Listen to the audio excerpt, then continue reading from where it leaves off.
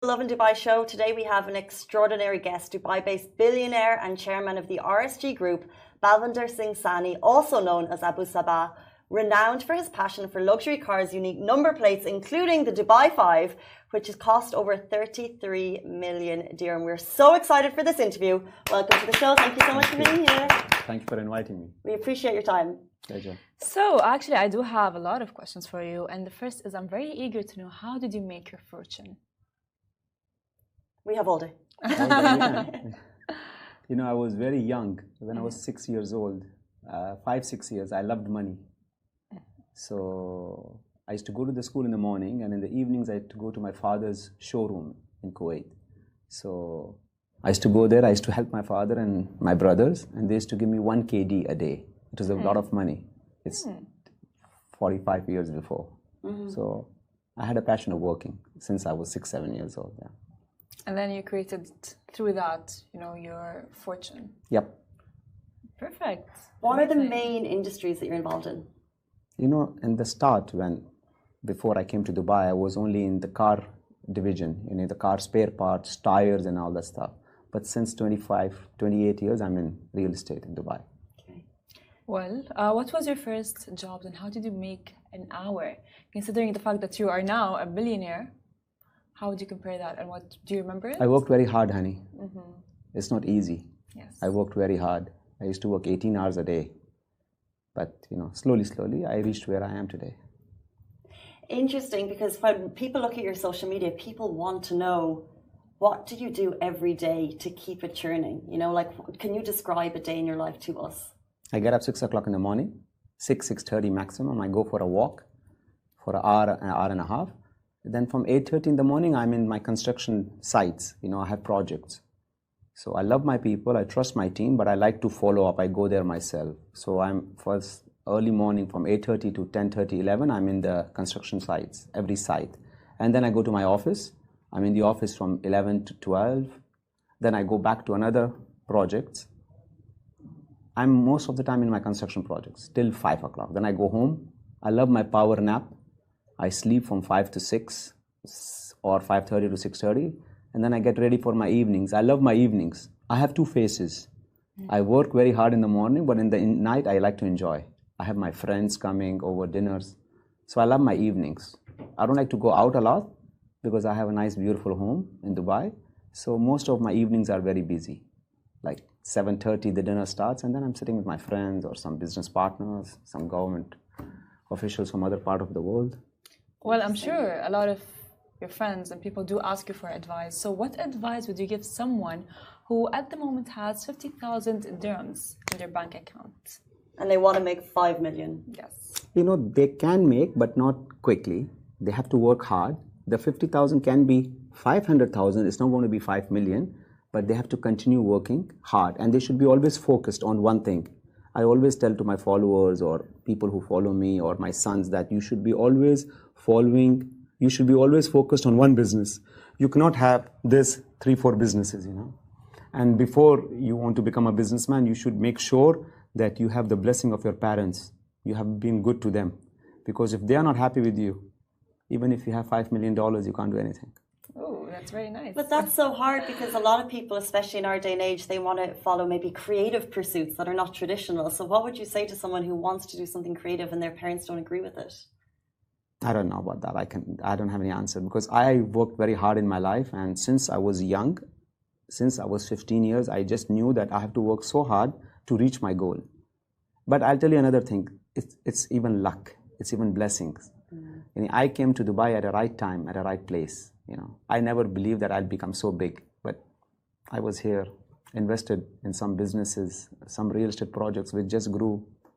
Can you tell us about those specific investments that grew for you? I'm sure people would love to know, like, what were those? You say luck, but you've gotten to an incredible position. It's not all luck. There are some smart investments. I never gamble. I don't do gambling. I just focus a lot. Like, for example, if I have, you know, Dubai real estate is the most successful business for many of us, you know, and God bless His Highness Sheikh Mohammed, the Rashid Al Maktoum, that he has made many people billionaires with not a lot of money, you know. But as I just said, I'm not a gambler. So what I like, my friends in 2003-4 who had 100 million dirhams, they invested in $1 billion dirham projects. Like, they were leveraging a lot. I never believe in leverage. I don't gamble. So I used to, if I have 100 million dirhams, I used to buy properties only for 70, 80. So I think that was my success. I never gambled. I never went overboard. See, that's an advice, I think, honestly, that everyone should maybe go through, even with their day-to-day spendings. So actually, I do have a question, is that what does it feel like to have a plate number that is worth 33 million dirhams? I feel privileged. But, when I took this number, I did not take this number for the number, in Dubai, in the UAE, when we buy this number plates from the government, like RTA, or if the money goes for social, like it goes for charity. Oh, that's amazing. Yes, you did not know about it? No, of course, but we're just trying to understand. When you buy the numbers from the government, these all monies go for special needs, for the food or infrastructure and all that stuff. How important are humanitarian initiatives to you? I think that's the biggest goal in life. If the day I make money, of course I get happy, but if I help somebody, that night I sleep well. Yeah. If you can go back in time and give advice to your 18-year-old self, what would it be? Not to fall in love. Oh, really? Yeah, it's a waste of time. Yeah. Tell us more. But how can you tell teenagers specifically, first crushes, people fall in love with work. 20s? Work with your work. Fall in love with your work, not with the person. That's actually a very harsh advice, because considering the fact that you asked me and I gave you my advice. Yeah, I mean, honestly, it is a very nice advice. Yeah. Thank you for that, I would say. All right, well, so you would say that that's the secret to making money, not to fall in love, focus on your goal. Yeah. And focus on one thing. Focus on one thing. Yeah. Don't focus on 3 projects. Don't focus on 3 businesses. Yes. Don't think I can go up and, okay, I have 50,000 dirhams in my pocket and I want to make a small restaurant. I want to put some money in this business. I want to put, no. Focus on one. Give your heart to it. Yeah. Take blessings from your parents. Blessings from your parents. I mean, honestly, we do hear that a lot. Like you need your blessings from your parents with everything that you do. Yeah. Even if it's just like as small as a project at university or school. Yeah. It's so interesting that family bonds are at the heart of everything that we do. Yeah. And we'd love you to talk about the name of your son and who he was named after. Can you share a little bit about that? I'm from Kuwait, and the royal family name in Kuwait is Sabah. So one of my best friends, he's a sheikh in Kuwait, and he gave my son. So when my son was born, 29 years before, he came to the hospital and he told, you have to keep his name Sabah. I was privileged, and I said, thank you so much. I'll keep his name Sabah. Condolences to the people of Kuwait on the recent passing, it must be said. Yes, very sad, yeah. Before the interview, you mentioned your children, and I would love to ask, a lot of people who are working, they struggle to find that work-life balance. Do you have advice for parents who would love to spend time with their family, but they're also working? Like, what can you do to ensure that balance?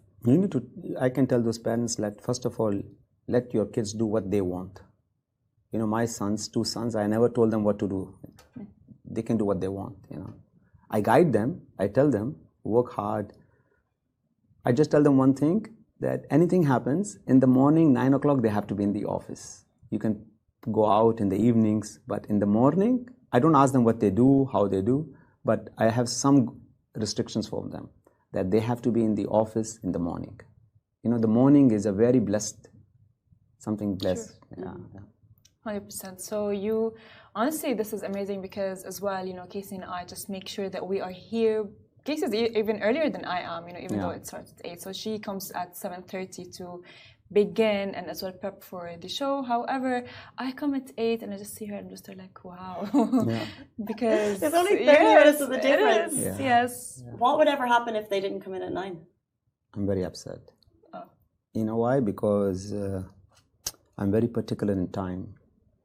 If people don't respect time, time does not respect you. Yes. So it has happened many times that if I have a meeting with somebody and they come late, I understand 5 minutes, 10 minutes. But if they are late, I don't meet them. You just cancel it. Yeah, I just cancel it, yeah. That's actually fair enough because, like, if you are actually having a meeting and everything, and someone did not respect the meeting or the fact that you have taken an hour or even 30 minutes from your day to meet them, then that is 100%. That is a very, I would say, off the border of boundaries. So you do seem to have very strict boundaries. Very strict. Strict, yeah. Very strict, we could tell that. What are some of your boundaries that you just like where you? I don't like draw people them? lying. You know, be honest. Just say who you are, what you are. I respect everybody. I love everybody. You know, for me, there is no difference. If in my house, a normal man can come and a billionaire can come, and the presidents come to my house. But there is, I just like people to be honest. You know, I like people to be honest. Yeah. I like them to respect my time. It is nice. Because I can buy everything today. I cannot buy time. That's true. And I hate waiting for Very somebody. nice. I never let anyone wait for me. You know, my PA told me that we have to be here at 2. I said, no, I'll be there 10 minutes before. And I think I was here 10 minutes before. You were 10 minutes before that, Yeah. by the way, which is amazing. Yes. We have to ask, you mentioned your home, and it seems like people are welcome from all walks of life. But one question that we wanted to ask you is, so obviously it looks like such a glamorous life, and obviously you've built such an incredible wealth, but what is the biggest challenge you have overcome during your time that people may not know about? Trust.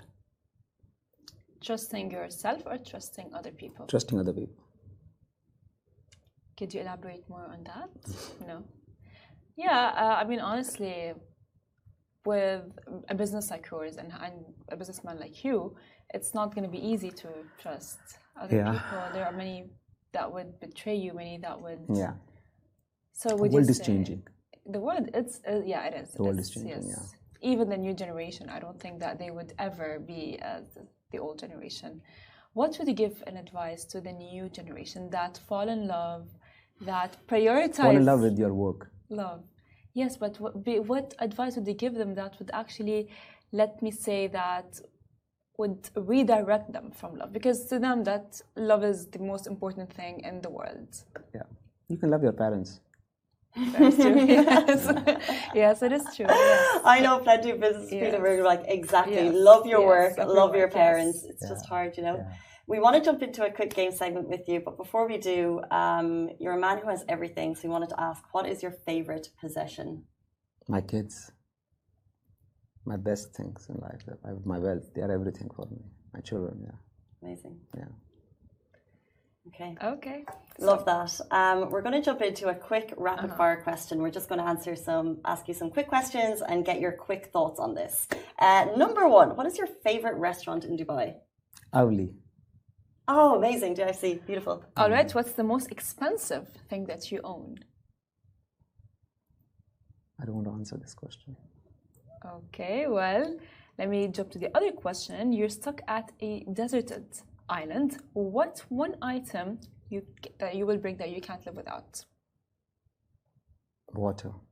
Good. That's actually a very humble answer. Which actor will play you in the movie role about your life? It's a very weird question. I would say Salman Khan. That's a very... Yeah. If he's watching, are you available? Let's make it happen. The Netflix doc, more likely. Would you do a Netflix doc? No. I don't believe in stocks. Well, what's on your bucket list that you haven't done yet? Everything. Everything? Everything, yeah. Okay, fine. What is the favorite thing that you've done from your bucket list?